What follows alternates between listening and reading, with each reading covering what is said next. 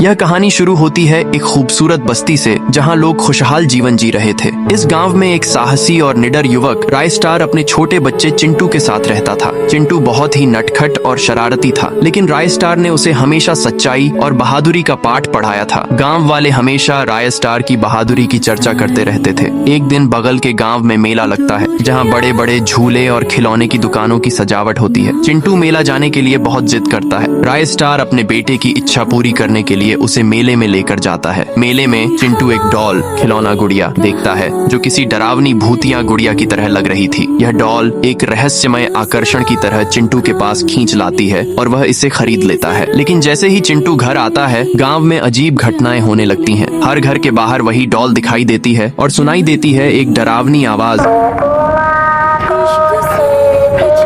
जैसे कोई चुड़ैल गांव में आ गई हो। गांव के लोग डर के मारे धीरे धीरे गायब होने लगे और रहस्यमय तरीके से उनके शरीर के पास वही डॉल पाई जाती थी। राय स्टार को कुछ समझ नहीं आता कि यह सब क्या हो रहा है। रात में आवाज गूंजती। फिर एक रात राय स्टार को बाहर ज्ञान भाई का कटा हुआ शरीर मिलता है और पास में वही भूतिया डॉल पड़ी होती है। एक के बाद एक गांव के लोग मारे जाते हैं और हर बार डॉल उनके पास पाई जाती है। अंत में एक रात चिंटू अपने कमरे में सो रहा था और तभी वही भूतिया डॉल उसे आवाज देती है।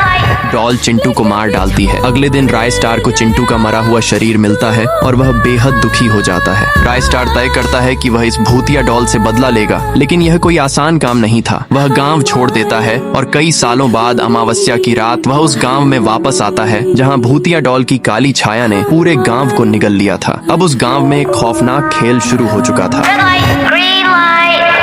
जिसमें डॉल भी शामिल थी। वह वही भूतिया डॉल थी जो अब इंसानों को मारने के खेल का हिस्सा बन चुकी थी। राय स्टार ने डॉल से बदला लेने की ठानी और उस खौफनाक खेल में भाग लेता है। जैसे ही रेड लाइट का ऐलान होता है, बहुत सारे लोग बेरहमी से मारे जाते हैं, लेकिन राय स्टार ने अपने साहस और चालाकी से खुद को बचा लिया। वह एक एक करके खेल में शामिल लोगों को मात देता है और अंत में भूतिया डॉल तक पहुंच जाता है। अब वह डॉल, जो कभी सिर्फ एक खिलौना हुआ करती थी, एक खौफनाक शैतान बन चुकी थी और राय स्टार उसे एक झटके में मार डालता है। जब डॉल मारी जाती है तो एक विशाल और सब कुछ शांत हो जाता है। गांव में फिर से खुशहाली लौट आती है, लेकिन राय स्टार का दिल खाली हो जाता है क्योंकि उसने अपनी जान को जोखिम में डालकर अपने बेटे का बदला लिया था। अब वह जानता था कि कभी भी खुशियां बिना कीमत के नहीं मिलती।